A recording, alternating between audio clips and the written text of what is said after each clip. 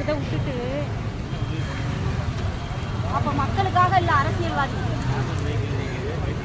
இப்போ அரசியல்வாதிகளுக்காக தான் மக்கள் இருக்கிறோம். எங்கள் நிலைமையை நினச்சி பாருங்க. எங்கே போனாலும் ஸ்டாப் பண்ணி நிற்கிறீங்க. எங்கே போகிறது சொல்லுங்கள். எங்கே போனாலும் வந்துடுறீங்க.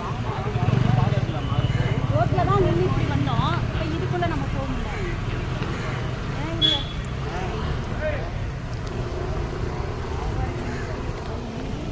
குடியரசுத் தலைவர் வீட்டுக்கு வந்திருக்கிறாராம் மாமா. சுற்றி இருக்கிற மக்கள் சுற்றிக்கிட்டு தான் போகணுமாம்மா.